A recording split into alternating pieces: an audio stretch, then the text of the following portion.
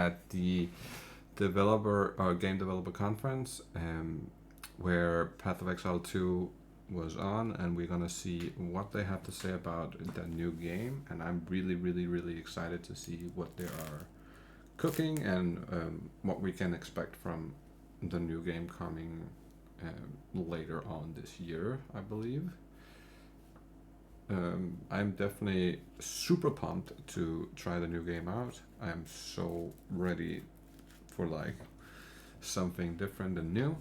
But that being said, let's get into it. Remember to subscribe and like and all the good jazz, and let's get it. Grinding Gear Games, and today I'm going to talk about how we designed Path of Exile to be played forever. I'd like to thank Jonathan, my co-founder, for helping me Played forever. Half of it is him. That's I'm just beautiful. presenting it. I've been asked to make sure that everyone mutes their phones, so it's quiet. And thank you very much for staying to the last day of GDC to see this talk. Hopefully it's worthwhile. I'm going to talk very fast, so there's a lot to get through. It's like 90 plus slides in 45-ish minutes, so we'll see how that goes. Okay, so early on in Path of Exile's history, we discovered the truth here. Player versus player games, like League of Legends, are endlessly replayable. You can play against different opponents every time, different stuff happens, and they grow over time because of that. Right. But a PvE game like Path of Exile is difficult because it has a clearly marked set of content, a single-player story you can play through. And because of this, some players, when they play the story, they don't play the game anymore. And so it's very hard to get these PvE games to grow over time. And one could argue there aren't many good examples of PvE games that have grown.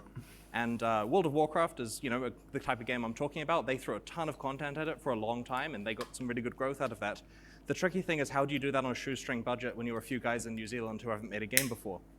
So we found out the reality of this when we released Path of Exile back in 2013. You can see here we had respectable user numbers, 150 million player hours that year, and less in 2014, and less in 2015.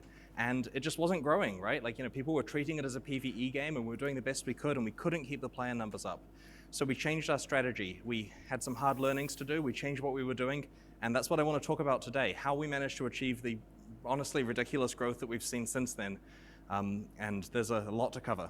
It's also worth noting that the graph here is showing only our PC. This is 400 million players, hours played in a year. Jesus Christ, that's crazy.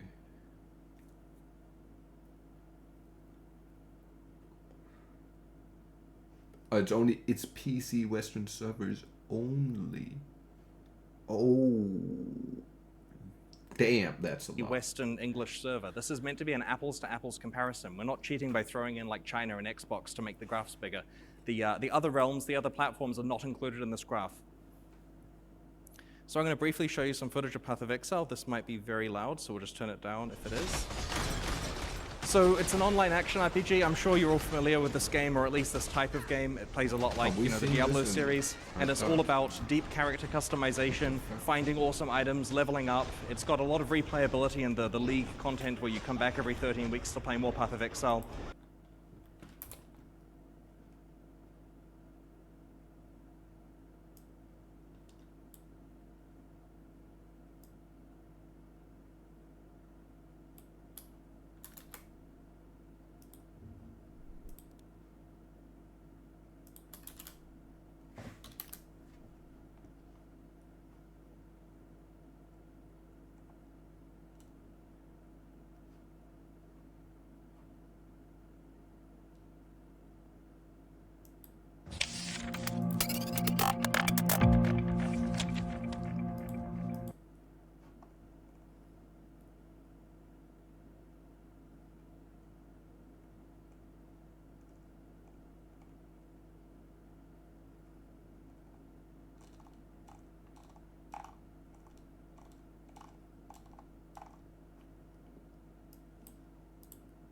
Down if it is.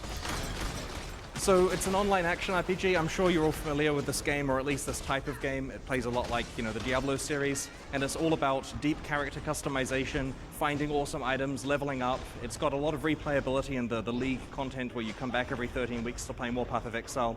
And basically it's a game that we're very proud of, entirely made in New Zealand. It's the game with that skill tree, the one that intimidates all the new users, but we're keeping in there.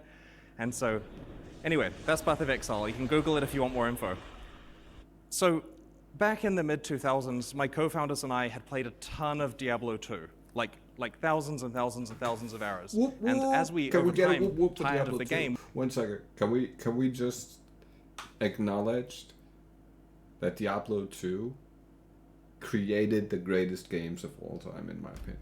That is just... This game paved the way for Path of Exile, for a lot of other games, in my opinion. This was like the core backbone of what made like a good ARPG. We looked at other action RPGs that we wanted to try out. We tried out Dungeon Siege series and Titan Quest and so on. And we played those games too and enjoyed them, but only for dozens of hours rather than thousands of hours. And so this caused us to ask, why did we sink so much more time into Diablo 2? What was perfect? What made that game the best action RPG that it ever... Before he answers, I would like to give my answer why the Diablo 2 is just a game beyond, like, the most fair comparison, in my opinion, would be comparing Diablo 2 to Diablo 3 and Diablo 4, but since it's the same genre, or the same developers and the same company who put those games out, technically. So for Diablo 2, the difficulty of the game was, in my opinion, very high, but very rewarding at the same time. Also, the itemization within the game was peak of any type of itemization that I can think of right now from any type of game that I've ever played. This game has been at the top of my playlist for 20 years almost, and I have sunk probably 20,000 hours plus into that alone. And I think that the three main things are build diversity, itemization, and overall graphical feel. Like, it makes you feel like it's gritty, dark, and it's a slight... I wouldn't call it a horror game, but it has horror type feelings to the game, right? Where, in my opinion, Diablo 3 was more of a World of Warcraft colory, dragon slaying type deal. It didn't have the same gritty and rawness that Diablo 2 had. And for Diablo 4, the Diablo 4 setup is basically taking Diablo 3 and then reskinning the game to have the Diablo 2 horror, dark sense to it, but with the Diablo 3 mechanics and engine and like gameplay, and that gameplay was just not very interesting in the long term. It was something you could sink some hours into it, surely, but it never caught my attention in the same way Diablo 2 did. Diablo 2 was beyond any of those, right? Like, way beyond, and still is to this day, so much further ahead than Diablo 3 and Diablo 4 in terms of those three basic things, right? And that's what really fucks with me, that they didn't take the blueprint of Diablo 2 and then add it onto it, which is what it feels like Path of Exile have done to Path of Exile 2, is they took all the greatest and best parts of Path of Exile, and then they took like those points and they put it into the new game, and they reworked and worked on them and developed them and evolved them into something better and more. That's what it seems like. It's of course very, very hard to put your judgment down on something you have not tried yet, so this is why I see it as I'm judging it off of the footage I've seen, basically. But yeah, I want to hear what he has to say about Diablo 2. Existed. And so we came up with a bunch of design pillars that we feel a perfect action RPG needs that some of the other games hadn't quite hit in all cases. And so those design pillars are as follows.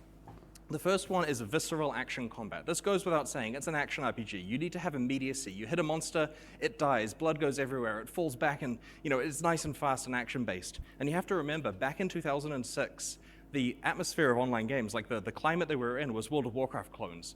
The way combat worked is you walk up to a monster and you target it, and then your character starts hitting it on a timer, and you press your cooldowns occasionally, and there's no real action. You're not dodging out of the way when it attacks, because it's going to hit you anyway.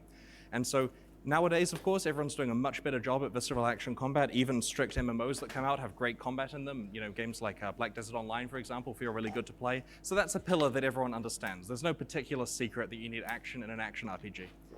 Second, we have randomly generated levels. Now, this is secret sauce for sure. There were games like Titan Quest that came out where I played through it and said, this is amazing. This is the new game I'm going to play. And I started my second playthrough and didn't get a quarter of the way through it because I played it before as far as I was concerned. And so random levels dramatically help people replay the game. And when you want a game to be played for 10 to 20,000 hours over the life cycle of some of your longest users, it needs to have the randomness that enables them to play each individual tile set 200 or 300 or 400 hours worth of gameplay. And so I'll be talking a bunch more about random level generation later on in the talk. I understand that procedural generation got a bit of a bashing, you know, in the last few years because some games have not used it particularly well, but used carefully with a lot of good theming, it can work really well.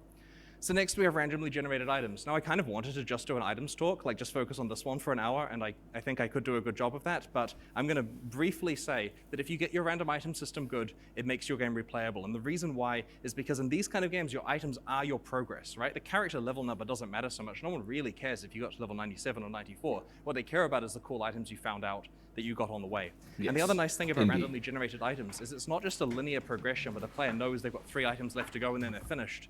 We're dealing with ones where the stats are all over the place. Who knows what the next best item is, how far it can be pushed. And because of that, you get this cool diminishing returns so that players really appreciate the small upgrades they find because it's a 1% power increase for their character, but it makes them so much better than more of their friends.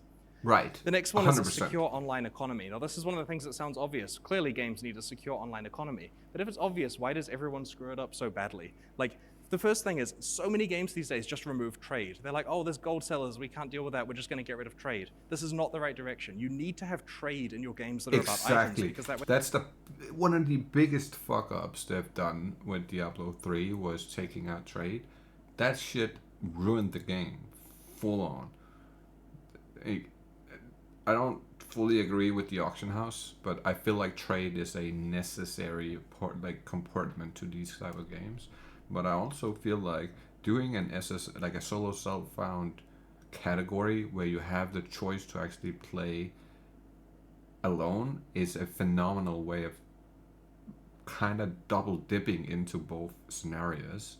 But to quickly touch on something with the randomly generated levels, with Diablo 3, the end game was doing rifts over and over and over, which basically had a set amount of bosses. I don't fully remember, so correct me if I'm wrong, but I believe it was less than 10 bosses, different types of bosses you could encounter within the rifts. It might even have been less than 5, but I'm pretty sure it was less than 10. So when the only endgame content is you grinding the same 5 to 10 bosses over and over, it becomes so stale so quickly, and it doesn't feel good. When you play Diablo 4 and you enter a dungeon and all of the enemies or bosses you encounter in all the different dungeons look exactly alike and have the same attacks and same everything, it's stale. It feels so bad when you experience something like that. Now, in Path of Exile 1, they do have technically the same bosses in certain acts, right? Because the first 5 acts is basically unique, and then the next 5 acts is basically a repetition of the first 5 acts with some differences, right? I understand that it's not the exact same, but it has similarities. But even though it has similarities, the boss fights themselves feel very individual and different, and the looks of the bosses are different, and the amount of bosses that you can encounter in Path of Exile 1 is amazing. Like, there's bosses I still haven't encountered because I don't even know they exist, and it's just amazing to me. Like, this league was my first time encountering Ul in Delve. It was my first time doing the real Ubers. It was my first time. I had so many things that I experienced for the first time, even though I've already sunk in like 1,000 hours to the game. So for me, that is one of the compartments that keeps me coming back daily to get my fix, basically, of the gameplay. And for the randomly generated items, that's the main part I was talking about. Diablo is the itemization in general is just phenomenal, and there is so many different, like, you can find the best in slot item or have the best in slot item, but it doesn't have the best stats. So you can then get a new version of the same item with better stats, and it feels amazing when you do get it. And whenever you hit one that has perfect rolls on every single stat, it's just like winning the lottery, and that is like the endorphins are shooting off, right? And it makes you really hooked on the game. So I totally get their mentality in this, and I very much so agree. Where the items have some value. If you find an item and you're the only person that can ever consume that, it's not really something that you've achieved that you can actually like feel good about having. It doesn't have any weight to it. If you get a game where you get an item that you could give to your friends if you wanted to, but you're not going to because it's your item, but you could give it to them, that's something you feel good about having. And the ability for the item to actually transact with other players is a critical part in that item having worth in the economy and representing your accomplishment. The second part of this is the secure part, which again sounds obvious, but so many games these days, often from console developers who aren't used to proper secure client server authoritative code, write their games in such a way that it's really easy to exploit them. There's dupe methods, there's various dumb stuff that goes on with the PC versions. You know, this. Let me just real quick, because he's clearly not fully in the loop here. The PC versions of games have somewhat some problems, but it's not really the same as the console problems. The console problems are way more, how do I say, intrusive, and they ruin the game way more. And the best example I can give of this is on Diablo 3. In the console version, there are hacks that you can use on the console, which completely like ruins the leaderboards, right? So if you go to the leaderboards on console, the top 1,000 is just all cheaters with hacked gear, hacked accounts, hacked everything, and they have all the resources available in the game. Let's say, for instance, in Diablo 3, the end game is Rift, doing the rifts, and in order to open up this portal called the Rift, you have to collect a rift stone. You collect the rift stone by doing a normal type of rift, not the, you could call it an Uber version of the rift basically, but you collect these rift stones. But the problem being with the console version of Diablo 3 is once you take that save game, because it stores, even though you're playing online, it stores your characters on your console, so you can then take your save game and you can rewrite the save game and then give yourself 20 million rift stones, for instance. Now, you wouldn't actually be able physically within the game to find 20 million rift stones, but on the another thing is you wouldn't even be able to hold it, because the limit of rift stones you can hold, I believe, is like 999, or it's 9,999. I can't exactly remember because it's such a long time ago. But with this program, it basically overwrites what the maximum amount that you can hold is, and it just gives you 20 million. And you could do that for some of the resources you used to craft with, or you used to gamble with, or all this shit. And that's how you see people on the first 2 days, they'll have the most exquisite, perfect rolled gear with all the most perfect everything on there, and you'll be like, how the fuck are they getting these ancient pieces of gear when it takes me a whole season to find 2 pieces of ancient gear, right? And that's basically how it goes on console. Now, it's not super obvious because there's not a lot of people talking about it, but I wanted to like highlight that because it's very, very bad in the way they made that game, in terms of storing your data on the device you have. That makes it way too easy for people to mess with the files on the save games. So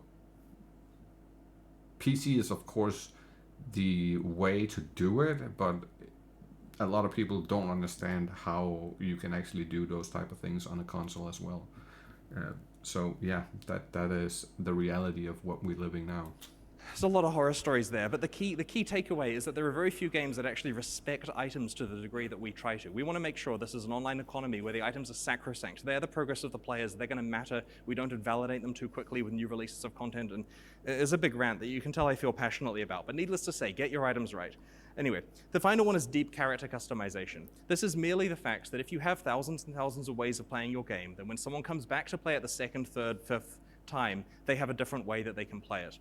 And in some games where they just have a few simple character classes and it's pretty straightforward, you'll play it with the first class, then you'll play it with the second one, then the third, and eventually you run out of new classes you haven't tried.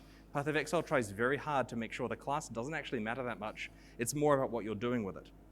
Anyway, so there's the preachy 5 design pillars, and we felt that many of those other games that were released failed in a few areas, right? They didn't have the secure servers, they didn't have the random levels, the items were bad, and so on and so on. Very fun games to play through, totally worth their money, but not something you can actually sink your 20s into. All right, so the next, the next topic is we wanted to run this as a games as a service. This is something we knew back in 2006, though we didn't know the buzzwords for it, but it was something where we looked at Diablo 2, and they had tens of thousands of people coming back per realm for each one of their ladder resets. People were excited to jump back into that game because of the fresh economy and keep playing, even though the game was not being substantially updated during that time. There was a single expansion, a few tiny balance patches, no real additions. So we felt if we update our game every week with new items, new keystone passives, new skills, and we keep Path of Exile updated incredibly fast, how can we not grow? This was the plan. I mean, this is 12 years ago we were planning it. Very smart. And this analysis also helped make us realize that we'd be economically viable at 10,000 average concurrent users. So that means if you sample the number of players online, and if it's 10,000 on average, we'd be totally fine. We were running a skeleton crew out of New Zealand, very few people on the team. We paid for the game ourselves. We didn't have any investors or publishers and all that kind of stuff back then. And we felt 10,000 people is enough to generate from cosmetic microtransactions, enough people to generate enough money to pay for the game service, to pay for development, to pay for the costs, and then have some money left over for ourselves if the business goes well. And so that was our target. We were aiming low, and we tried to hit it. So we scaled up from a team of 3 friends in my garage to this motley crew of 18 guys. This is a terrible photo I got on Google image search. This is the initial Path of Exile team that launched the open beta. We had like 1 person per department, basically. And we spent 6 years on it. And so when we launched, it went really well. We have 2 key stats there. There was massive internet virality. We had 70,000 peak concurrent users. This is like pre-Apex Legends kind of numbers. And 1.5 million signups. We're on top of the world, right? Like our random garage game had just suddenly like hit it big. And so we were very keen to see what happened with the player numbers. So they declined. And it's not unexpected, right? Like, you release a game and everyone knows the numbers go down eventually. And so they declined from 70,000 concurrents to 10,000, which is great because we're happy with 10,000. That's where we want to be. So this is still good news. It was popular and had declined. Now, point out on the graph where the weekly patches were. Well, they were every week, all the way through there, and they made no difference. Like we never, and to this day, have never seen a rise in player numbers due to changing a small thing about the game. It's all about the big changes. Exactly. So we switched to doing 3 weekly updates because 1 week patches just completely paralyze your studio. You dream about the patch cycle every day, and it's bad. Anyway, so at this point, we declined from 70,000 to 10,000 users. The business is still going well. We're making some money for once, and things are looking great. But we need to get our user numbers back up. We've tasted the sweet fruit of 70,000 concurrent users and being at the top of the Steam charts and all that kind of stuff, and we need to get back up there. And so we figured, well, we know that economy resets are important. They were critically important in Diablo 2, so let's release some leagues. And the way leagues work in Path of Exile is that they are basically economy resets. In this case, it's the Anarchy and Onslaught League. The Anarchy one adds some rogue exiles to the game, which is some bad guys you get to find occasionally, and Onslaught made the players the monsters attack and move more quickly.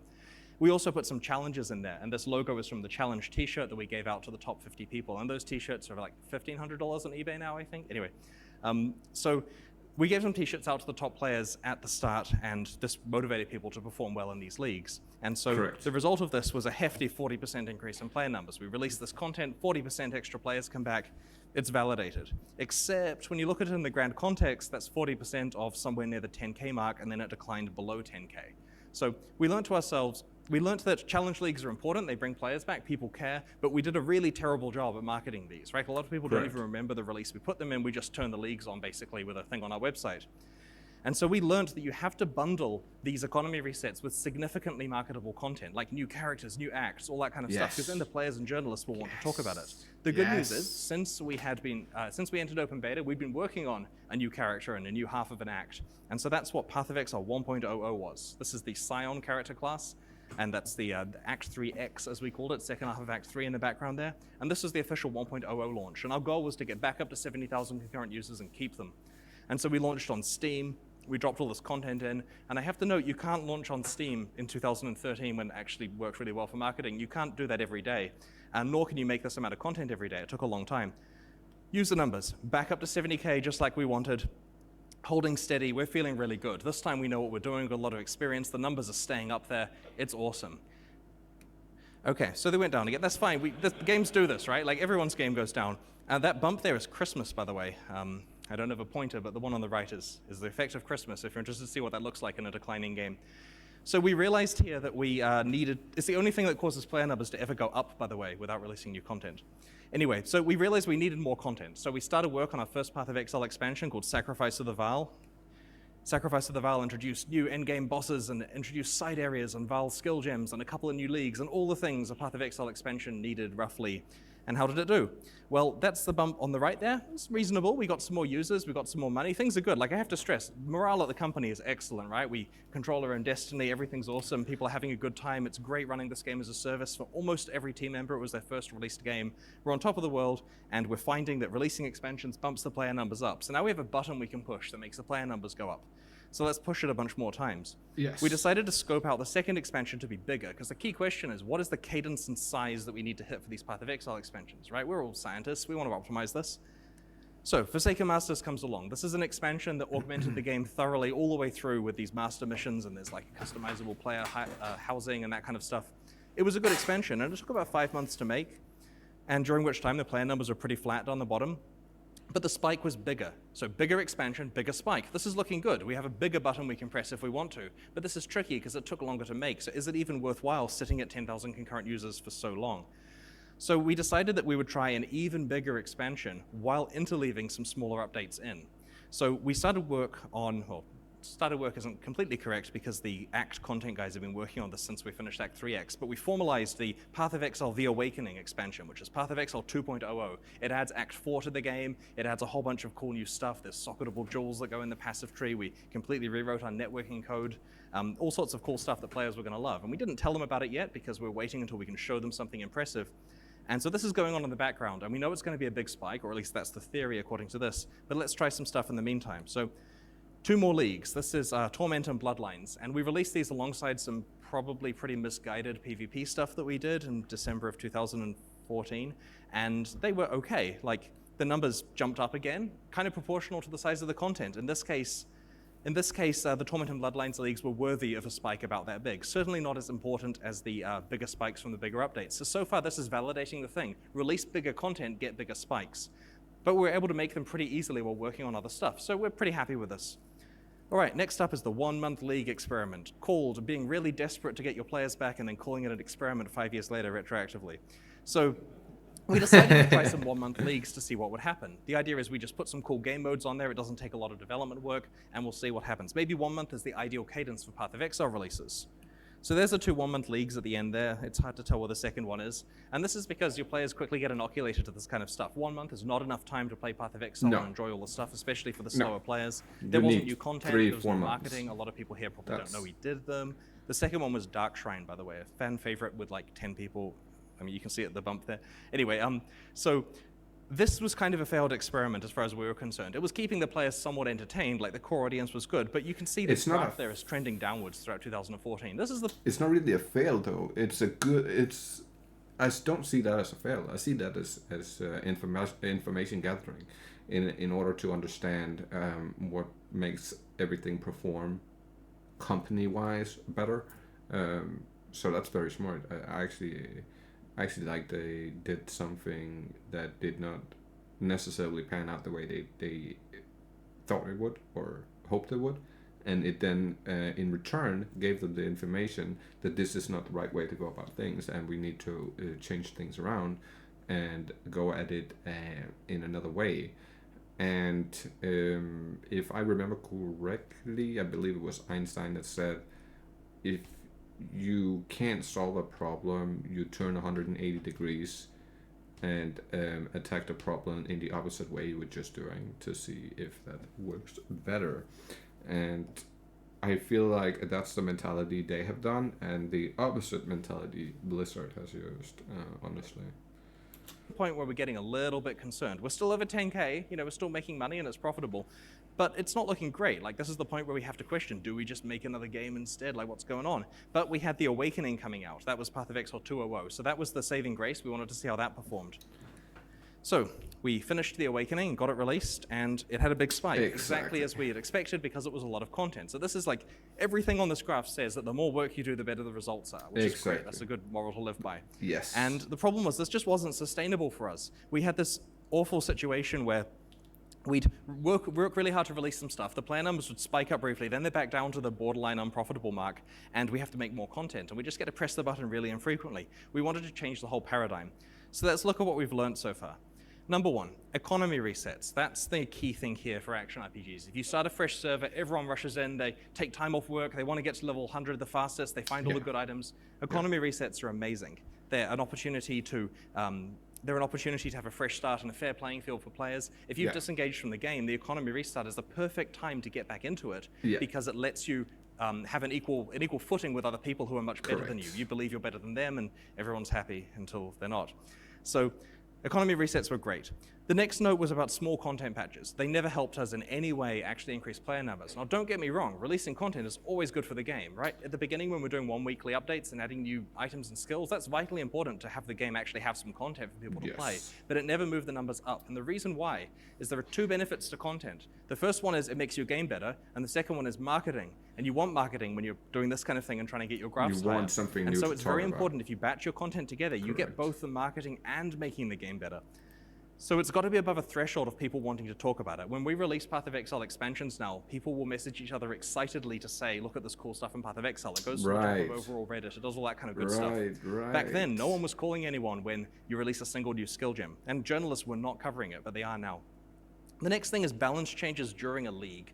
If you decide you want to fix something, to make the game better, then the people who are doing that thing will be angry. And if you make something more powerful because it was too low, the people not doing that thing are angry because they missed out on choosing that character build. And so basically making any kind of mid-season tweaks is just a very negative experience for a lot of players. Unless something is utterly broken. And so we learned to push these balance changes to between the leagues, because that's the point when players are choosing what character to play. They can see what's been reduced and what's been improved and choose to play based on that.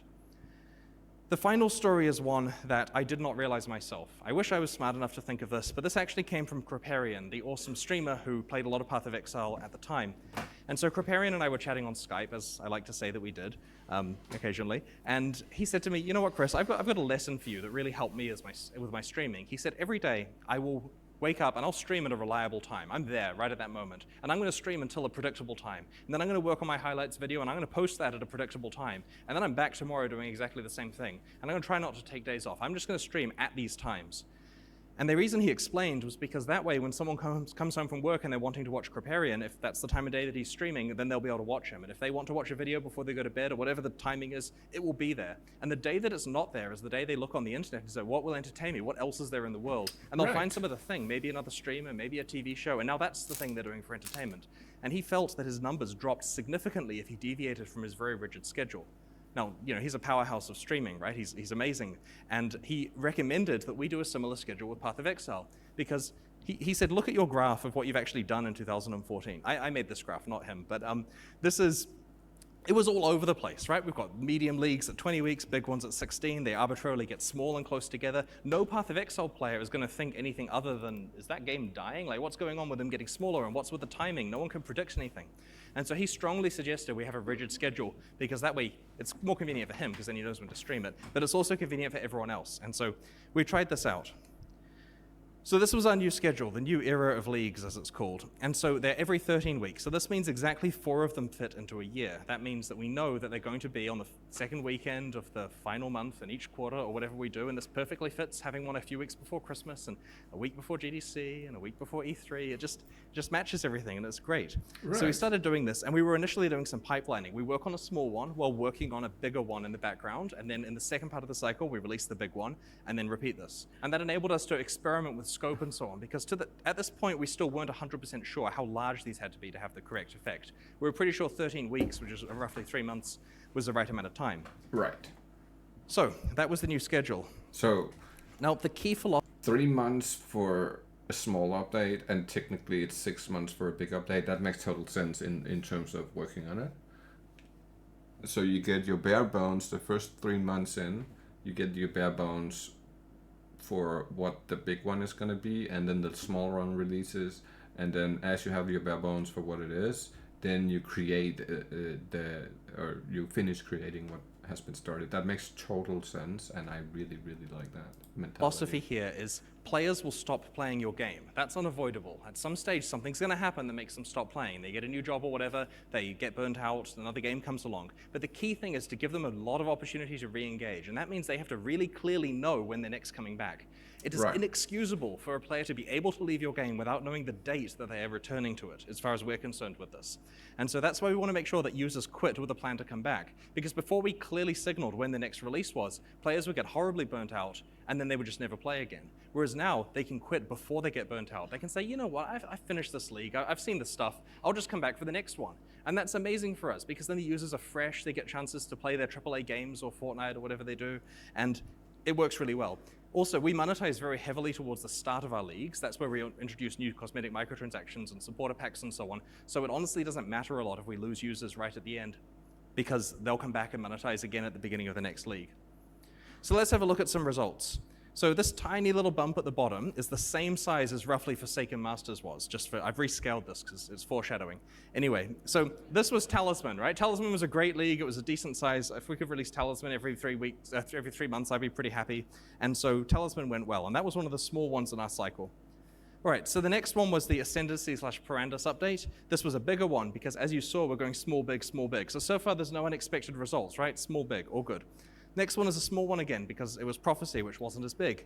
But you'll notice it was actually a little bit bigger than Talisman. So This is how we rationalize. The numbers went down, but in a good way, right? Because they're bigger than the previous small one. And then sure enough, we released our next big one. Nothing surprising. This is Atlas of Worlds and Essence League.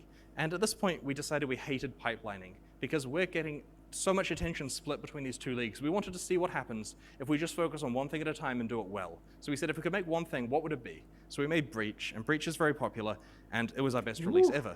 So then we said, what are we going to make next? What about Legacy? So we made Legacy, best release ever.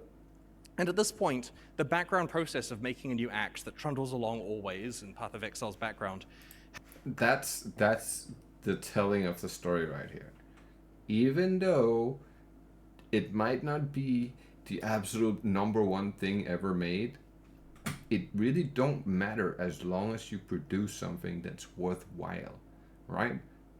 Because then people keep coming back, and they'll pull new people every fucking time. Now, this is the way had Act 5 almost ready. That's the 3.0 expansion, the Fall of Oriath, and that was sitting in our back pocket ready for release, so we did. And that was huge. Definitely our best release ever. And we were feeling really good at this stage. User numbers are big. We just launched in China. We've just launched on Xbox. This is just PC here, and it's already very high, dwarfing all our previous results. And so the question is, what would happen with our 13-week cycle going forward? Now, we knew, and this happened, we knew that the next release would not be as tall as 3.0 because it was just a regular 13-week cycle. It wasn't an entire expansion that took 18 months and 80 people to put together.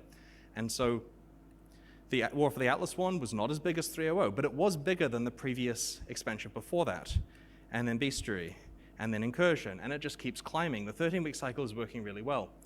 Then we released Delve, which was great, and actually down a little bit, which we're not blaming on Delve because it's probably a lack of retention during Incursion or something like that.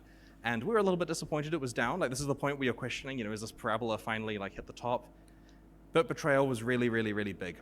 And so when you look at it in the context of all of the Path of Exile history, you can see that we were clearly declining. There's no argument about that for the first few years, and then really clearly climbing. And so this is the brunt of what I'm now going to talk about for the rest of the talk, is what we do to actually make these, and how we scope them out, and how we deliver them fast enough. Okay.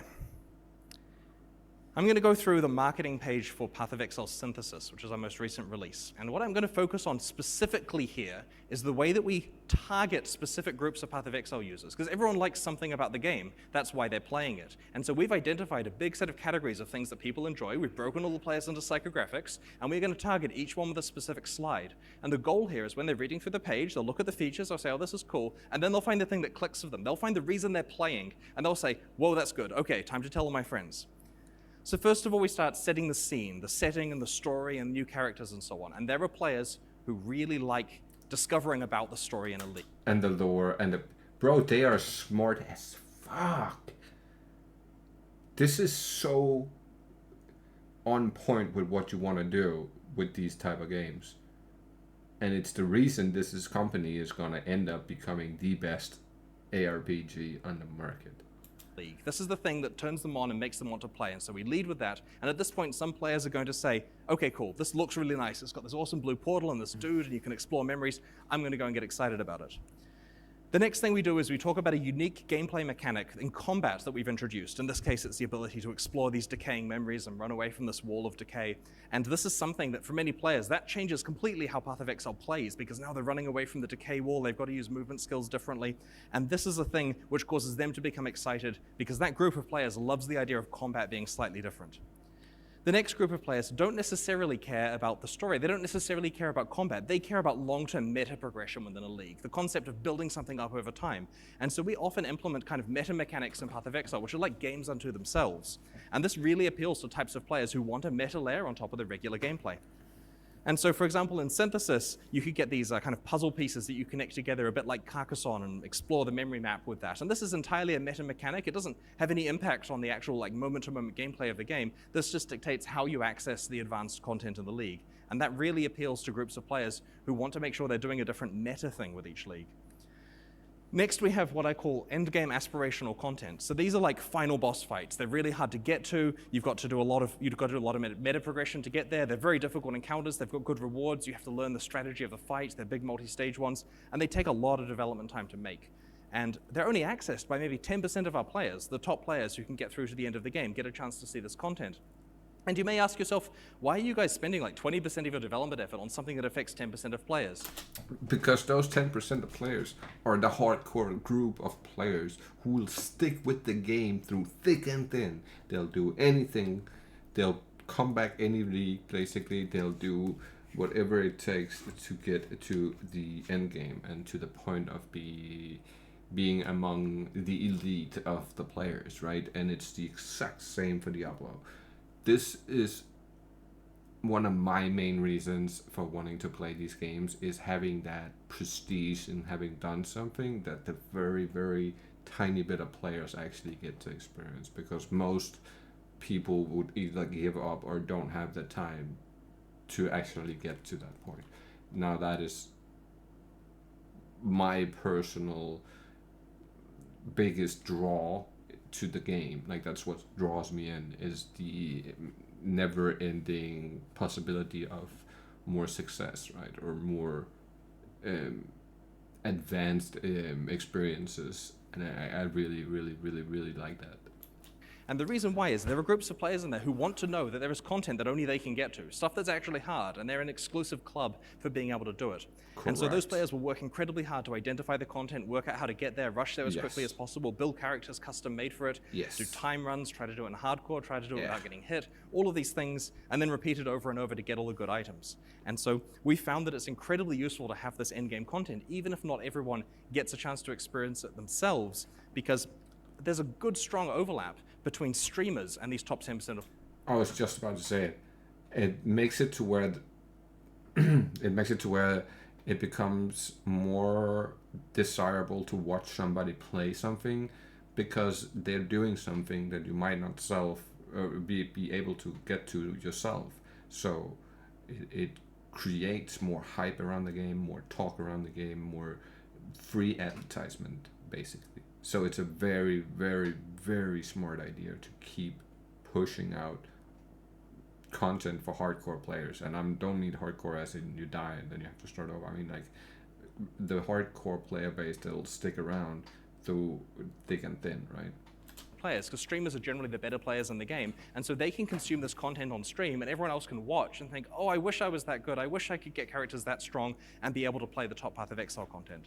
And so we try to appeal to that group there, which has a lot of overlap with the rest of the player base from an aspirational point of view.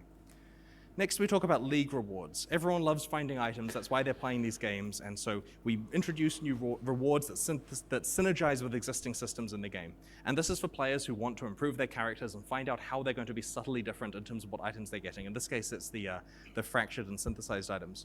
We talk about crafting. There are Path of Exile players who love crafting. There are ones who will be really bored looking at all the other stuff until we talk about crafting, and then the world opens up with possibilities of what kind of stuff they can make using the new systems.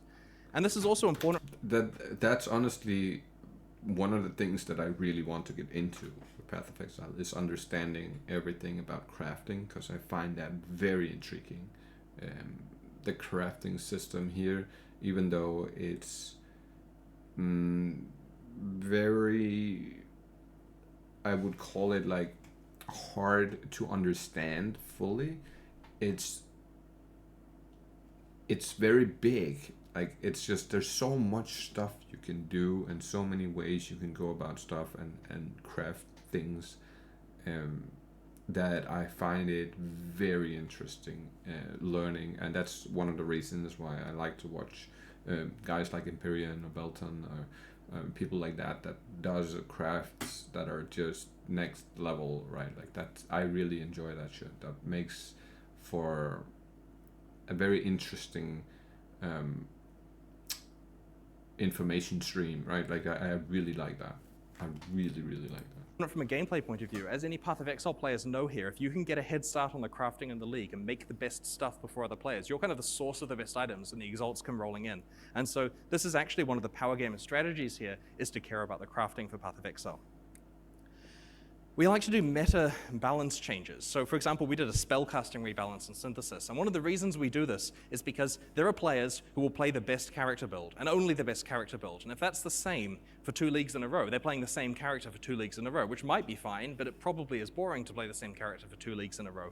And so it's really important that we mix things up. I mean, hopefully not completely arbitrarily. We're trying to solve problems here. We're trying to take the things that are overpowered and make them a bit worse, and take the things that haven't been used for a while and make them really exciting. But this is very important because it means that people will get a chance to see different aspects of Path of Exile from league to league. Now, an important thing here is it doesn't require developing new content. We're literally just rebalancing and so on. And that means we get to leverage all of Path of Exile's hundreds of existing skills and systems when creating, and kind of make pseudo content by bumping it up to be top tier. Having said that, it's very important that we actually do introduce new skills in order to appeal to players who are keen to play a new powerful character and want to make sure they're doing something snazzy that hasn't been released before. And so we shine a spotlight on various new skills and archetypes of players so that players who enjoy playing what's new and hot get a chance to clearly see what it is on the marketing page.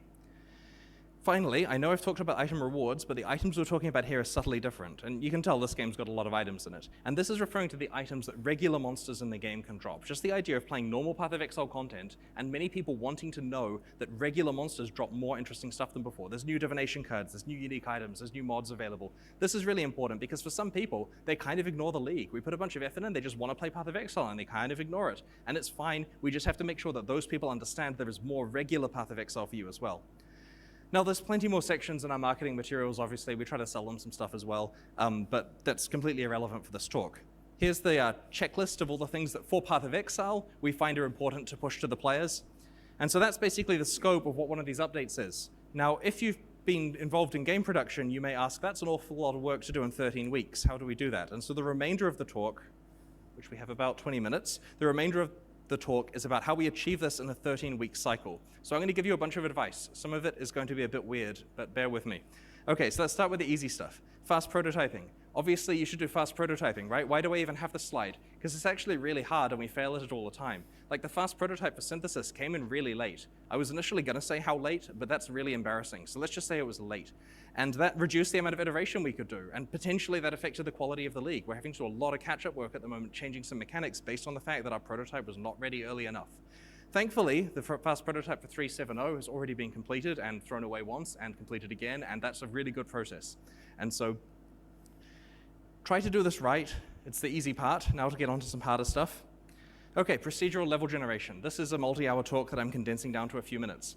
Okay, procedural level generation is critical because your leagues, or whatever is appropriate for your game, need new content for players to actually play through. And that means making new areas, because you've got to go to new places. But the traditional way of making levels in games can be slow and involves placing a bunch of things around and involving artists and taking time. Let's try to make a level in 60 seconds. So I load up the tool and I draw a line across horizontally, which is a river, and then I draw a path going downwards, which is the white path there, and then I put forest around it. And I press the button to say go, and it makes a Path of Exile level out of tiles. And there's a river and a path intersecting, and the engine knows it can put a bridge there and all this fancy stuff, and I click go again and I get a completely different one, and go again and I get a different. So by default here, it's producing random levels. Now, these are relatively similar because it's just a relatively simple one, but I'll make it more complicated. So I can then play this in game, and sure enough, there's a pretty bridge over the river, and it works out the direction of the water flow and does all the fancy foam generation. All this cool stuff just happens because we've got mature tools for that now. And so I say, okay, so this is a forest. I need some stuff to fill it with. So I make a set of tiles that can go in there, some trees and some fallen over trees and bandit camps and tents and some rocks, and it puts them throughout the level. And then I generate again and get a different set of stuff, and again and get a different one. And the player's story is subtly different each time. The crossing is in a different place, the bandit camp is in a different place, if it's even there at all. And you have to bear in mind that this was like literally just a cross in the editor, like the simplest possible graph that took seconds to do. So here's a real... Now it really becomes obvious to me, because I haven't really looked into level designing and stuff like that. But showing how simple this shit is, how the fuck did Blizzard screw up that bad? I don't get it. They spent all developing time on developing microtransactions and none on developing tiles and bosses and stuff like that, honestly. Because this seems very simple. If the computer does most of the work for you, and you just have to basically plug in some simple ideas and then it generates it for you, how the fuck did they manage to fuck up that bad? I do not get that. I do not understand that. Because this does... I've played through the X multiple times, and I don't think I have a fairly good idea on where to walk in which direction and what wall to hawk in order to get to which area, but it always feels slightly different. Every tile feels slightly different, even though I probably played the same tiles over and over multiple times without even paying fully attention to it because of these type of things. That's smart. That's the level from Path of Exile. This is the river crossings that's to the left of Act 2 town. And the way that this all works is, instead of doing levels like this, where you just make one and hope it's random enough, you make like 20 different variations. You have 2 rivers, you have 5 rivers, you have no rivers. You have it so that there's multiple roads or a fork in the road. You have all of these crazy things. And then when the game is generating the level, it picks which topology to use first, and then it does the random generation within it. And so you've got 2 levels of randomness there. And so this is an example topology from the river crossings, and here's some examples of what it can make. So there are many ways across the rivers. There's paths, there's broken paths, there's little stones, there are fallen logs and so on. You've got various boss encounters in here. You've got different exits going off into different levels, waterfalls, that kind of stuff. Here's a completely different variation of it that's generated. In this case, there's like a different user story as they play through and get different bosses and so on. This one here has like an island in the middle with a big, like, thick copse of trees there. And so this area feels different every time you play and did not take the artists very long to do. For synthesis, we said, oh, we need like 50 or 60 of these areas made that the players can play through, and we kind of need them right now, like today preferably, because we have to actually like use them to put the monsters in and playtest. And so they took minutes to make each one. I think it was like 20 minutes, but the point is they did it pretty fast. And that's something we can do because of a procedural level generation tool suite that we've made. And I should note, all of Path of Exile's tools and engine are entirely custom. Not something I necessarily recommend, but it's great when you've got it. Okay, so I'm now going to show you why the level generation is good in another way. It understands about your league mechanics. So this is Abyss. This is where when you're playing through the area, there's a crack that you can follow and monsters come out of it. And so when we're generating the level, the generator can place the Abyss cracks throughout the level in an interesting way, aware of the context of where players can go. So that's an outdoors one. This is an indoors one. It will follow the paths and go through the doorways and along the little narrow walkways and all that kind of stuff, because it understands about the walkability, because it just generated this maze for you. And so because of this, Abyss is a fun mechanic. It's different every time you play it because of the level that it's present in. It's a completely different story. And this kind of leads on to the next topic. And this is a topic about multiple overlapping axes of randomness. Now, to give an example, imagine you're a Path of Exile designer. Your job is to make encounters, like fights. So you're sitting at your desk, and I come over and say, we need lots of these. We have an encounter that needs a ton of variety because we expect the players to play it like 500 times. And you say, wait, wow, I can't make 500 variations of this. So you try, and you have 10 encounter types. Wow. I really like that.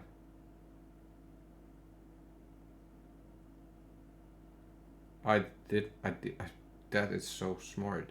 I just didn't even think about that so far.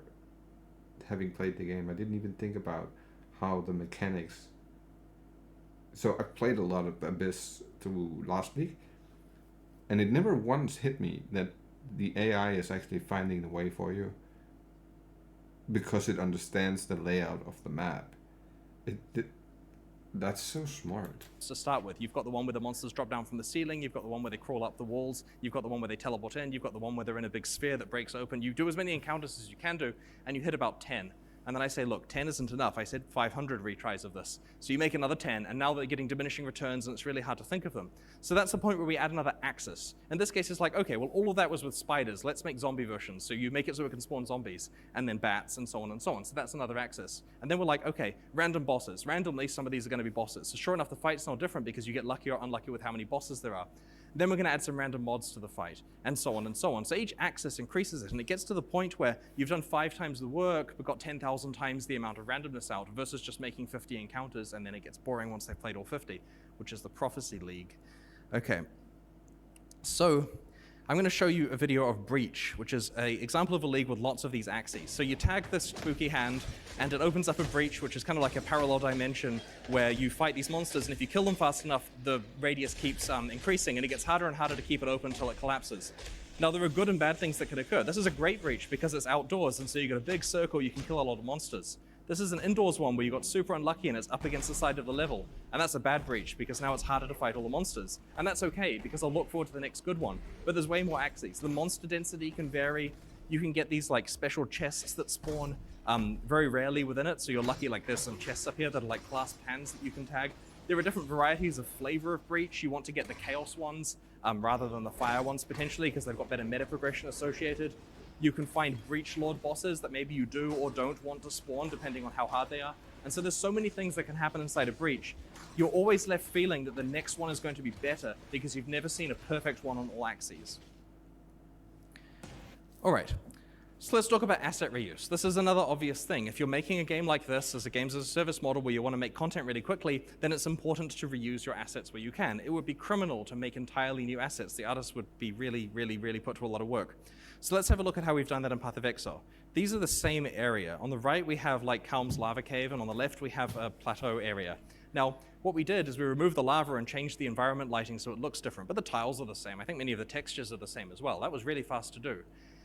Now, this is why you shouldn't add a day-night cycle to your game like this. So many people make action RPGs, and it's easy to add a day-night cycle. So they do, because look at how awesome it is in the trailer to show off the day-night cycle.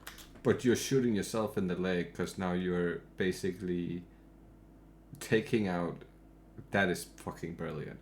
But you're basically, if you make a day and night cycle, you're basically taking out content, because now you couldn't make a map that one is at the night and one is at day, right? Like that makes so much sense, and it'll give you a different feeling even though it's the exact same title.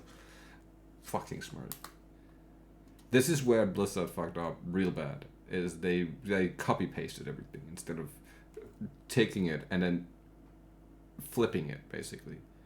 That's so smart. But that means you're throwing away the ability to like hide versions of areas that use a different environment elsewhere in the game. As long as they're far enough away and look sufficiently different, then and the left side could spawn a monster that's sandstone oriented, while the right one could spawn a fire oriented, right? The base design of the level creates the boss that you have to fight, right? Like basically, so if everything looks the same, automatically the bosses are gonna look the same, they're gonna feel the same. But if everything looks different, then everything feels different too, even though it might be the same shit that's copy pasted, but just the fact that it looks different makes it feel different. will not necessarily feel when they're playing through. I mean, the players don't care in principle that you've reused content. They expect it, but they care when they can notice it. And so if you have a day-night cycle for each of your areas, you've thrown away so many permutations you could use to add actual meaningful extra content elsewhere in the game.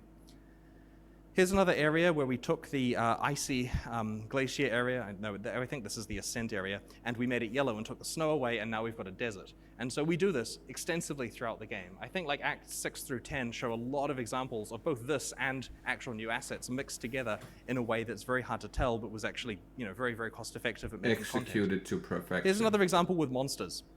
So on the left here, you can see a green flying monster, you can see a spiker and a bone wheel skeleton. And at the top, you can see a random portal frame made of metal. Now, we had a sudden and urgent need for a pile of synthesis monsters that looked cool. So we said, that metal stuff looks cool, let's take that, and let's put it on the rigs of the monsters on the left. And so sure enough, we immediately have instantly animated and rigged monsters we can use. And all we had to do was give them new names, give them new sounds, give them new effects, and give them new skills so they have a meaningful different combat interaction with the player. And then suddenly we had our synthesis monsters sorted out. To make monsters on the left involves spooling up a asset creation pipeline that involves concepting and high poly models and low poly models and texturing and all that UV stuff. And I don't know any of this animation, rigging, the whole works, getting effects. It takes months to make monsters. But if you do this like cheap approach here, you can make stuff that looks different than what you have in the game at the moment relatively quickly. And we often have to make monsters with days of notice when we're putting these leagues together. So techniques like this really help. And the best thing is these synthesis monsters don't feel like reskins. They've got their own new skills and stuff. It isn't just a blue version of the flying thing. It's like a cool metal version of the flying thing. Okay, so now we're going to talk about content reuse, which is different than asset reuse, because I'm talking about taking like a wholesale block of content and reusing it. So this is Breach, which I just showed you, and in the regular game you'd find these hands and fight the monsters, and players understood it and they liked it. And then we turned the Breach League off and had them relatively scarce within the game, but it was available as a reward for later elsewhere. So when we did Incursion, sure enough, the Vaal have been researching breaches in the Temple of Atzoatl, and so you find breaches in there. And when the player sees that purple hand, they immediately notice. They know exactly what it means in terms of the fact they're about to get a big fight and lots of monsters, lots of experience, lots of items. They understand the rewards. They understand that if you find splinters inside the breach, it lets you create breach stones, which lets you go and fight some endgame meta stuff, entirely by seeing a purple hand there. This is a breach inside the Delve content. So deep underground, there's purple hands. And we just chuck it in there, and it's really, it's entirely positive for players. They hit a whole system that they really enjoy engaging with. Correct. Here we have some Harbinger fight in the regular game when that was a main league. And sure enough, you get the same fight deep underground in Delve, where there's a Harbinger portal that the monsters come out of. And it means you get access to all of the rewards for that league. This gentleman here is called Kadiro. He gives you bro deals for awesome items. He's like a traveling salesman, and we used him in the Perandus League, and then very little since then. But when we're designing Betrayal's rewards, of course one of the 200 or 300 outcomes has to be Kadiro's in a cage, and he's very happy to do a deal with you. And this is cute, because of course, why is he in a cage in this area? But it was something the players really liked, because now when they want access to the Kadiro content, they know they can go and find him in this outcome, and all of that stuff is available. So we found that wholesale content reuse has been incredibly useful at both bolstering the rewards in the game, but also making sure that players immediately say, oh, I know this, it's going to be great. Okay, so now's the time for us to talk about some more controversial lessons. This is the point where I get labeled crazy. Find that and you hope for it. So this is the quality curve. This is relatively obvious. You have your work versus quality thing. And this has an asymptote. That means that you can never get to 100% quality. It's going to take infinitely long in terms of work because people want more and more and more fixes. But you can get pretty close. The question is, how far along the curve do you go? And when you're left with 13 weeks, you can't apply the when it's done philosophy, and you have to pick somewhere. So for example here, for 50% of the effort, you get 90% of the quality. Now, I'm not saying to release games that are only 90% quality, but the way you do it is by putting the quality in the right places. Polish the things that matter, and don't care about the stuff that doesn't matter. Correct. Now, this means that you have to make some very difficult decisions about what things to pay attention to, and therefore the best skill for... GGG, please make some kind of tool book for everybody who's in the industry. They can sit down, they can read it, and they can go create some games that are actually good. Because nowadays, this has been a problem with nearly every developer. Oh my god, the quality of games nowadays are insanely bad. Exponentially worse than they have ever been. The bugs are worse, and I understand it takes more to make them, right? But there's also more AI, there's more computer advance, programs that does a lot of the work for you, as you just showed with the tiles, creating the tiles and stuff like that. So yes, it's definitely harder, but it's also, you have 100 times more tools nowadays to do it with. So in my opinion, there's really no excuse for putting out something that is not of the highest quality that it can possibly be. Ubisoft is like a perfect example of this. They put out Assassin's Creed Valhalla, and it takes them 6 months to make a patch to where you can actually progress further than 20% in the story, in the main storyline, right? Like, so you were basically stuck in the main story at 20%, and you couldn't get past that for the first 6 months of the game, or something like that, 5 months. How that even makes it past the testers and makes it past the quality check and gets sent out is beyond me, because that is just for a multi-billion-dollar company absolutely embarrassing, in my opinion, and they should get punished for doing stuff.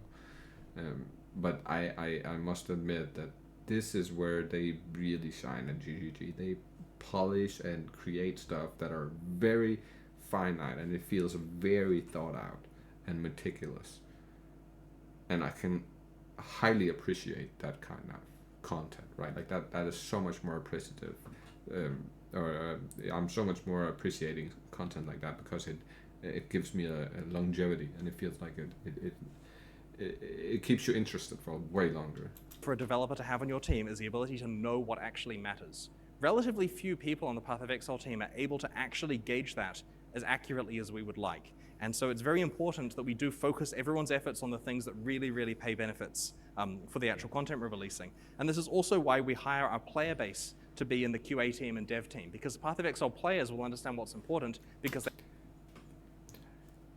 Oh, so I have for years now been writing messages, mails, emails, and stuff like that to both Blizzard and Ubisoft, explaining the exact problems with the game, what I thought would be a fix to the problems, suggestions for new content, ideas, and they have actually sometimes, like, I'm not saying they took my idea and used it, but they came out with content that was similar to the idea I explained.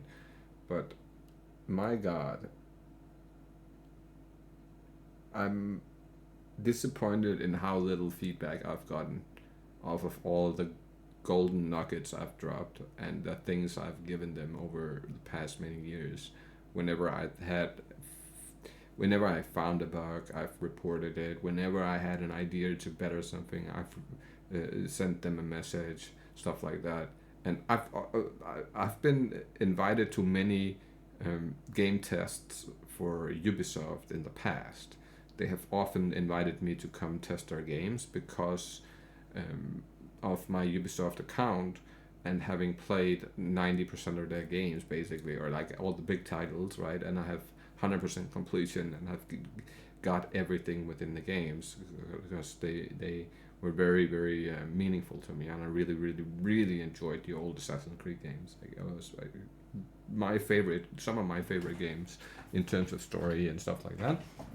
So I put a lot of time and effort into actually getting the completion 100% on the storylines, and collecting all the collectibles, getting all the special gear, getting all the extra things, getting all the extra missions, doing everything you could do within the game has always been like at the very meaningful to me. So that's the reason why they invited me to those game tests, is basically because of my knowledge and experience with their games. And they still do to this day. It's actually not more than like a month or two ago they sent me an invite to come play one of their games in Germany. I haven't been going to them because I'm really, really, really mad at the company for doing the way they did, and actually going. I feel like they went against the consumers. So I don't want to support something.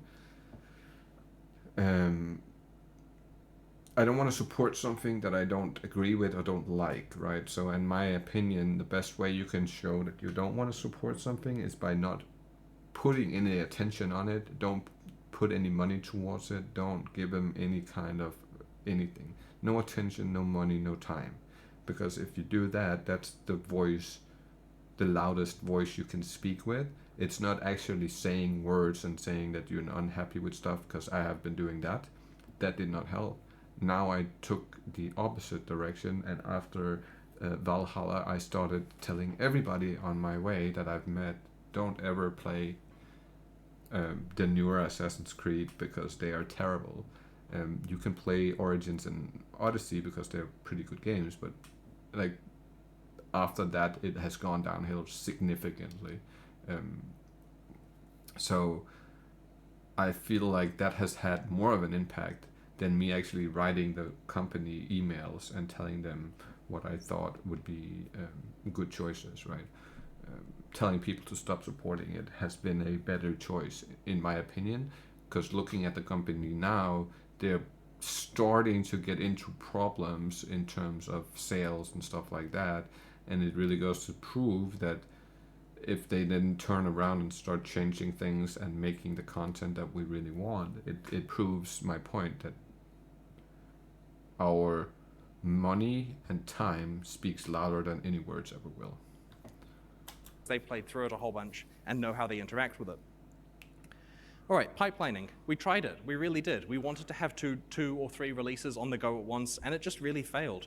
And we found several problems with this. The first one was that when we're focusing on too many releases at once, we always had an excuse to go and look at the other one when things got hard. If you assign a developer, do all this stuff for release A, and then maybe do the stuff for release B later, they'll work on A like they're meant to until they get stuck. And instead of then solving the hard problem, they would often say, oh, well, there's some easy stuff I can do on B, so I'll just work on that for a few hours instead to clear my mind. And that's great, but then A is completely stalled. And when you have precious few weeks in order to get this stuff done, you really can't handle those stalls. The second thing is, if you pipeline releases, you do not have time to react to what the game actually needs. By the time it's apparent that the game needs a new end game, you're like 3/4 of the way through making a new beginning to it or something like that. Because Reddit will suddenly decide there is a thing that needs fixing. And if you have the ability to say, yes, sir, and get that done in 13 weeks, that's not even good enough some of the time for them. But having to spend like, oh, wait, we've got the next 2 expansions almost finished, kind of. We'll do this one next year. It's just not going to work. The game is on fire until that thing is fixed. Correct. That's what Call of Duty has been. It's also important not to stall content for later. We get into a situation where we're like, we finished all the skills we said we were going to make, and we've got 2 extra ones that got out of prototyping, and they're kind of finished. Do we wait? Do we leave them for the next expansion so we have less to do? No, put them in the game now. The game needs to be in its best form now, all the time, because you don't get... Oh my god. Why the fuck? I'm actually getting a little bit annoyed that this man is so fucking smart, and he's so precise and on point with what he's saying, and it's so true. This is the exact problem with Call of Duty, though, is stay on meta for weeks, month, sometimes even fucking a year for that matter. Not only that, having for fuck's sake, I lost my thought, my train of thought. Get second chances, as much growth as possible every league, otherwise you'll start to decline. People express concern about creating content and then gatekeeping it till later dates for having something to put out. That is what Call of Duty does best. Like, they are basically procuring content for a year, and then they just sit back and start releasing that instead of really peeking at the game and getting just putting it all out there and then creating something more new. Fuck, these guys are smart. Creativity here. They say, look, Chris, you've got this plan for like another 10 years of Path of Exile with 4 releases per year. That's 40 more leagues. I can think of 2 good ones. Where are we going to get 40 from? And I always refer them back to Magic the Gathering. They have released new sets, 4 per year or whatever, for so many decades now, like 26 years in or something, hundreds of these things, and there's always new ideas. It's amazing the fact they can go back to the well and find really cool, compelling stuff. And so whenever I hear that we're not going to come up with another 10 or 20 or 30 of these, I go, they did 100, and I'm certain we'll be able to. The well will refill. Now, if you're a project manager, you're probably asking how we can make all of this stuff in 13 weeks, because it's not just we start work and then 13 weeks later we release it. Consider how the schedule actually works in reality. So we release the content, and now there's problems with it, right? Right now, there's a bit of a fire where we're fixing some stuff with synthesis that the community didn't like. That's cool. We'll have that fixed early next week. But this has taken the first 2 weeks of the schedule to do so.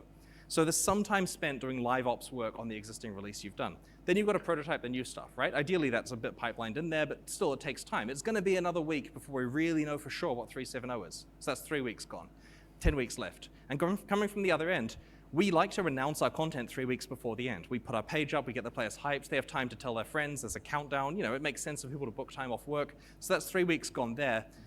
We then have to actually do a press tour where we show all the journalist stuff. It's very important to actually do real marketing and PR. So we spend 2 weeks showing all the people stuff and preparing the marketing page. But in order to do this, we have to actually have content ready to show them, like a trailer and slides and this kind of stuff. And that takes a week. So now we've got this like 4 or 5 week window in the middle to actually make all of the stuff. And that's difficult. And that's where the next counterintuitive advice comes in. This is how you get your art so quickly. Create content you have no plan for. We have themed assets that we commission because we know one day we're keen to use them. And a great example of this is with the Betrayal League. We decided we're going to make this very complicated evil organization with 19 members who all have backstories and they all look different and they feel different from any Path of Exile characters we've had so far. But where are we going to get 19 fully modeled, rigged, voice-acted, fleshed out characters like that in 3 or 4 weeks? And the answer was we go to our giant store of content that we just have because we made it, and we pick a bunch of characters. We this is a microtransaction armor set. We were going to sell it, but if I put it on a bandit and sell it in 2 years, this is a new character. And so we found we have just a catalog of Path of Exile stuff that the team have made because they can slot it into the art pipeline, which is going to have a place in the world one day, and we just pick some things for the league. And I'll give you another example.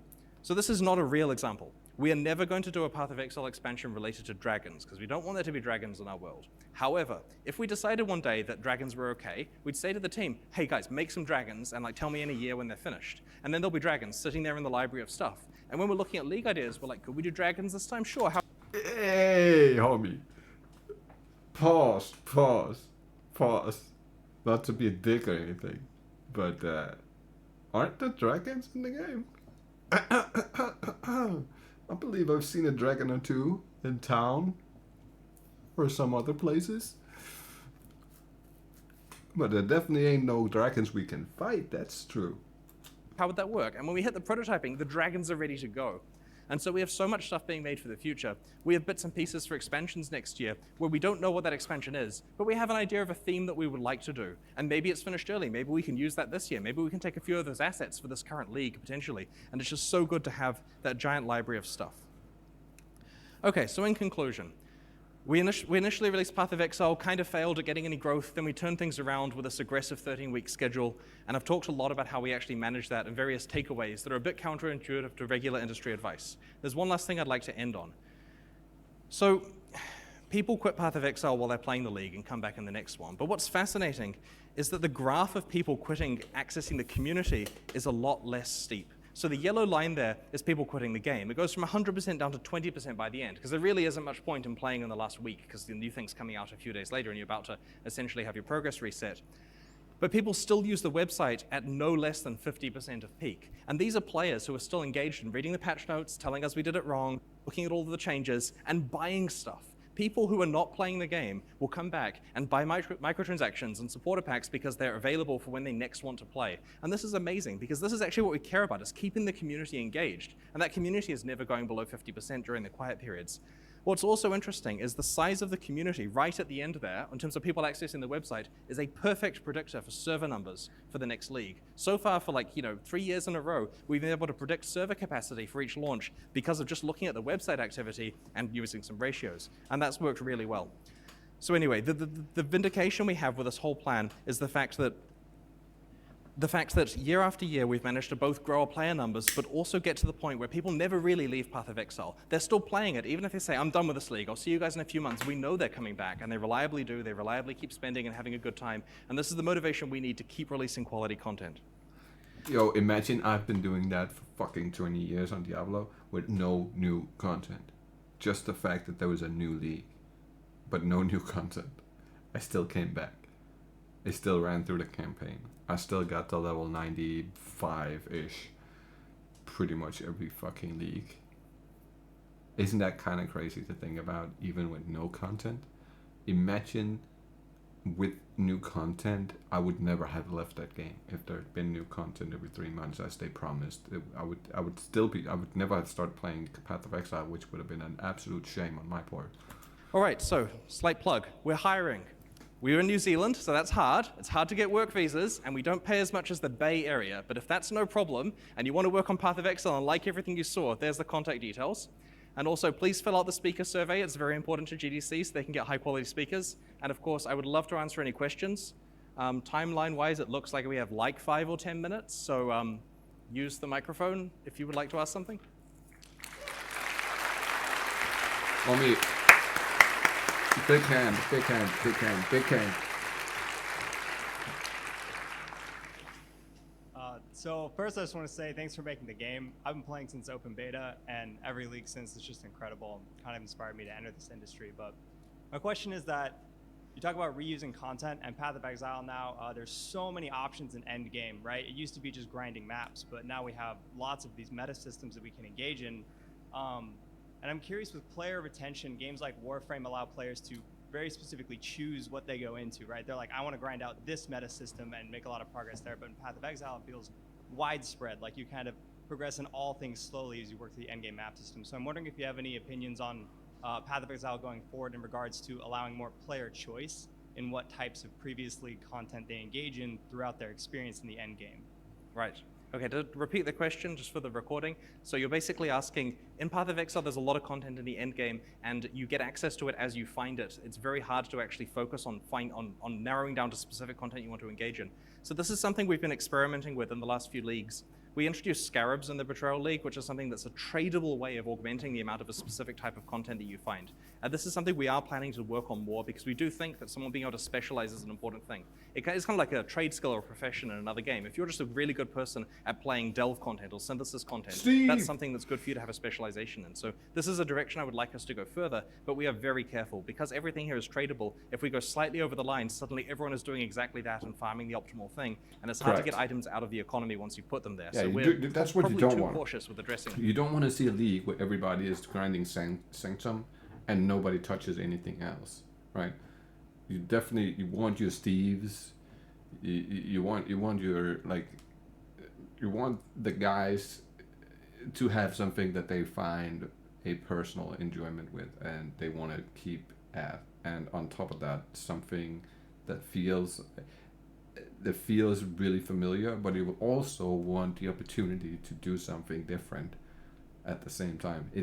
That's where they are just shining. They are shining at doing that. Oh my God. Hey, thank you so much for the talk. How do you keep your team engaged with working on a game this long? So the question is how we keep our team engaged for working on a game this long. It helps to be the only big game development company in New Zealand. I'm kidding. Our team have amazing staff retention. We love working with them. We treat them as well as we can, and it really helps.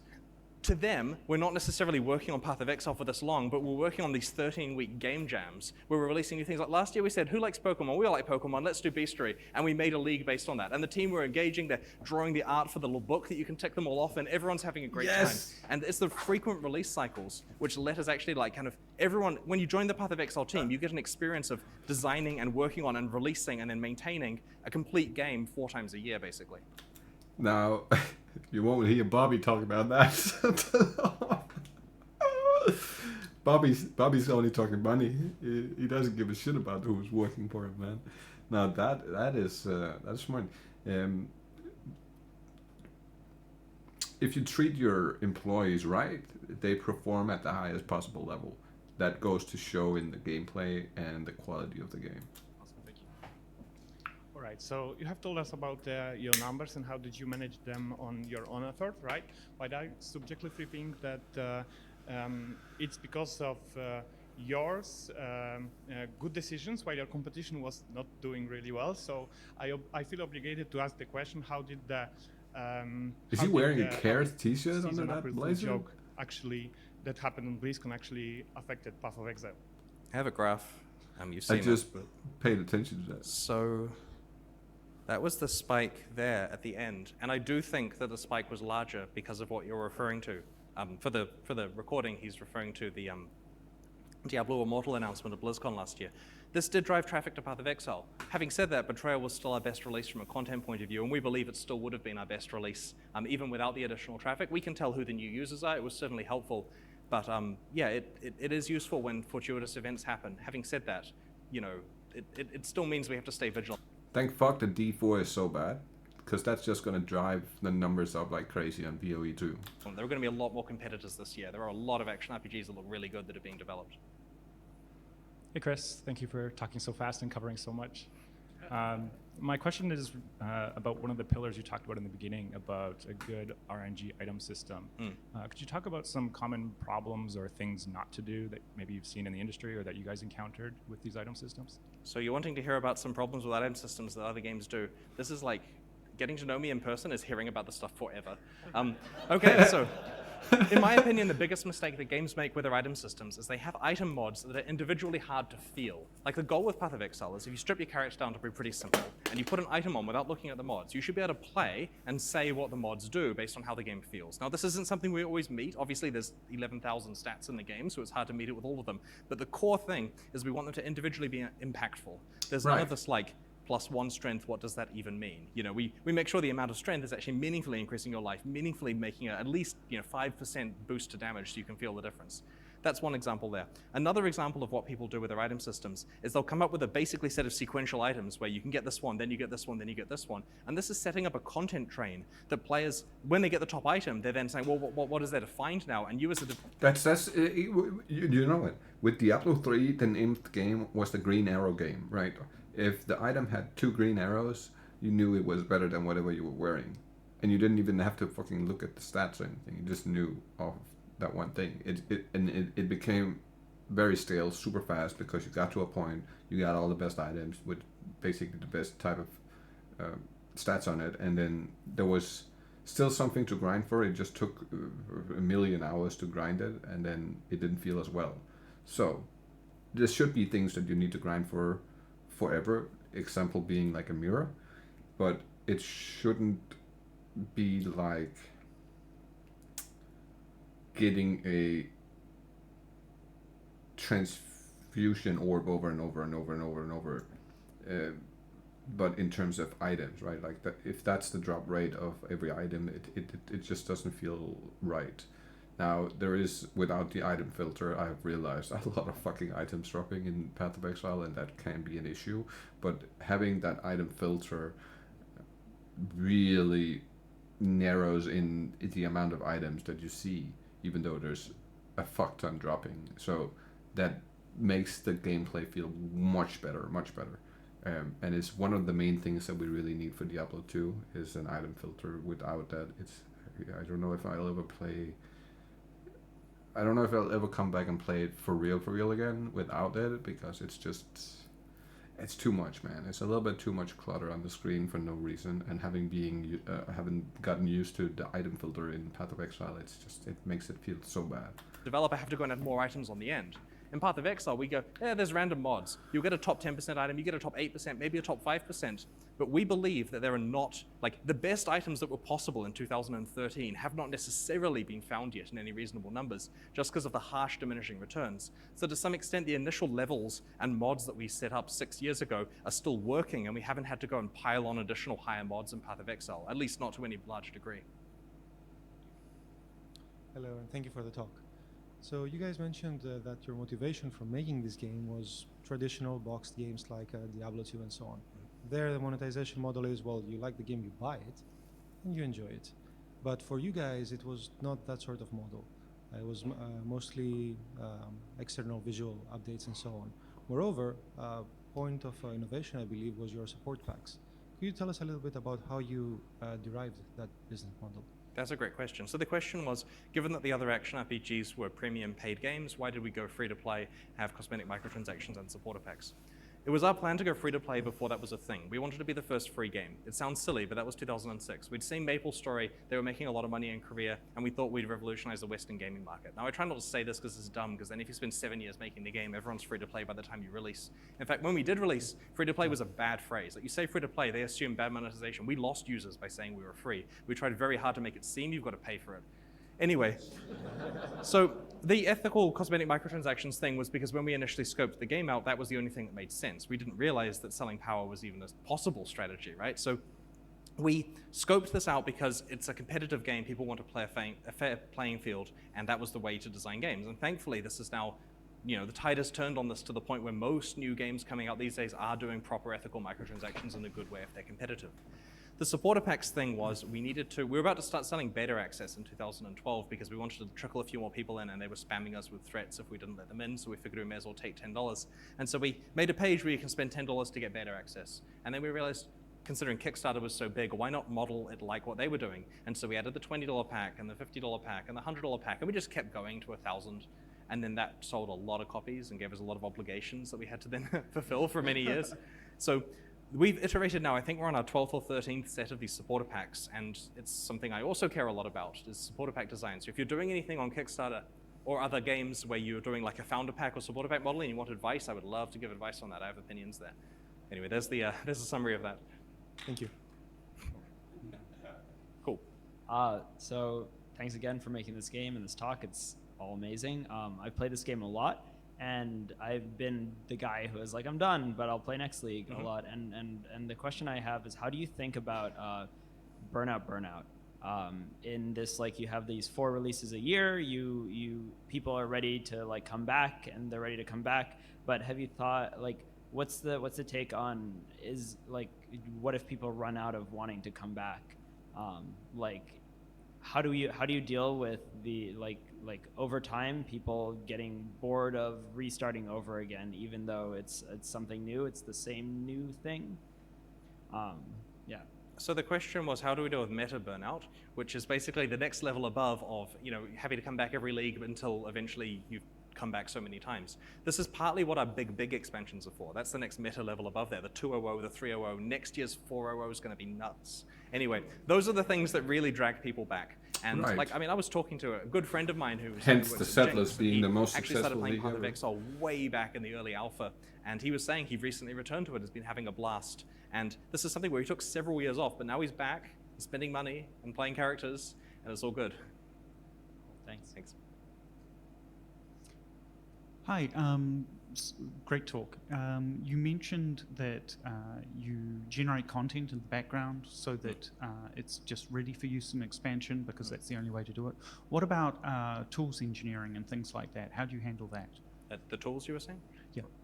We have a tools team internally. So the question was, what do we do about tools in terms of content generation and so on? We have a tools team internally, probably not as large as we should have. It's obviously an evolution over many years, and they're trying to stay abreast of the tools. We made a decision a few years ago that instead of replacing our engine, we were just going to make it as modern as we can. So we have a lot of advanced stuff there now, which is beginning to be used in the game, and therefore the tools team really got scaled up a bit. Now, it's kind of the heart of things like procedural generation. When we do our, we revamp the Atlas of Worlds occasionally, and that now has a complicated tool that lets people move all the stuff around, and it really is paying off in terms of time and effort invested in the tool stuff.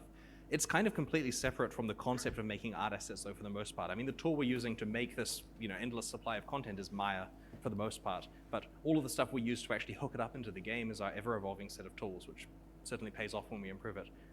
One more question?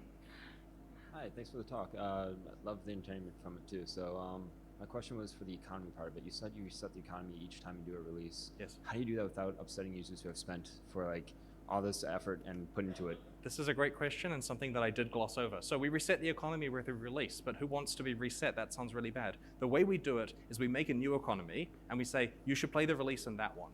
And you've still got your old characters. So we have what's called Standard League, where all the characters from the past economies get moved. You're welcome to play there. Maybe 10% of players do play there. And you've still got all the characters you've ever played in Path of Exile. But the exciting place where the economy isn't trashed with all the old items is the new league. And so we make sure that the new league content is generally only available in the new economy. So that's kind of your reward for starting a new character. And this took a little while to train players, but it really works well. It's the lifeblood. I wouldn't be here if it wasn't for the fact that this worked. Well, thank you very much, everyone. Big applause. That was amazing. That was a fucking brilliant video. Not sure if this is the original